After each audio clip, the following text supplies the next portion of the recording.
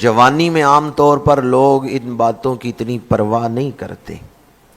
عرب لوگ بھی کہتے تھے الشاب شعبۃ من الجنون، جسے ہم کہتے ہیں کہ جوانی دیوانی ہوتی ہے. پر جن پہ اللہ کا کرم ہوتا ہے نا، جن پہ اللہ کا کرم ہوتا ہے، جن پہ اللہ کی خاص رحمت ہوتی ہے، ان کی جوانی بھی قابل رشک ہوتی ہے، ان کی جوانی بھی خوبصورت ہوتی ہے. نوجوان بھی کثرت سے محفل میں بیٹھے ہوئے ہیں، اس لیے میں یہ بات بیان کر رہا ہوں. جوانی غوث اعظم نے بھی گزاری ہے، جوانی آپ ہی نہیں گزار رہے. بعض لوگ راستے سے ہٹانے کے لیے، گمراہ کرنے کے لیے کہہ دیتے ہیں بھی ابھی جوانی ہے، بڑھاپے میں جا کے توبہ کر لیں گے. یہ جوانی ہے تو جوانی میں اس طرح بھی کر سکتے ہیں، اس طرح بھی کر سکتے ہیں. نہ، جوانی زندگی کا سب سے خوبصورت عرصہ ہے. ویسے زندگی میں بچپن بھی ہے، بڑھاپا بھی ہے. جوانی درمیان کا وہ حصہ ہے جس میں صلاحیتیں پورے عروج پہ ہوتی ہیں، جس میں بدن کی استعدادیں پورے کمال پہ ہوتی ہیں، جوبن پہ ہوتی ہیں. اس لیے جو کمائی آپ جوانی میں کر سکتے ہیں وہ بڑھاپے میں نہیں کر سکتے.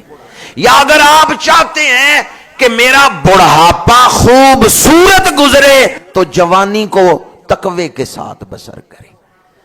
اگر آپ چاہتے ہیں کہ بڑھاپے میں کبھی تہجد نہ بھی پڑھوں پر میرے نامہ اعمال میں تہجد کا ثواب لکھ دیا جائے تو جوانی میں تہجد شروع کر دیں.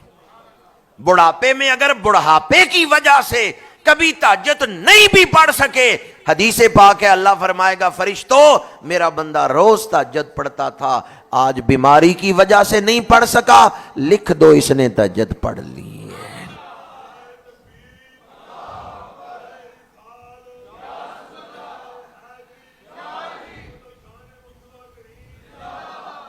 جوانی حضرت داتا صاحب نے بھی گزاری ہے، جوانی غوث پاک نے بھی گزاری ہے، جوانی حضرت مجدد الف ثانی نے بھی گزاری ہے، جوانی خواجہ معین الدین چشتی اجمیری نے بھی گزاری ہے. پر ان کی جوانی اتنی خوبصورت تھی، انہوں نے یوں تقوی کے ساتھ جوانی گزاری ہے کہ ان کی ولایت کی برکت سے لاکھوں لوگوں کی زندگیاں سنور گئی ہیں.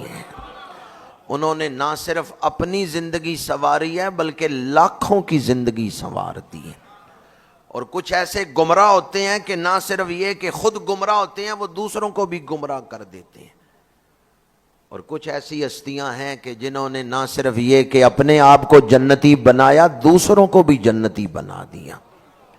آج ہم جس ہستی کا ذکر کر رہے ہیں انہوں نے زندگی دوسروں کی اصلاح کے لیے گزاری ہے، لوگوں کو غفلت سے نکالنے کے لیے گزاری ہے.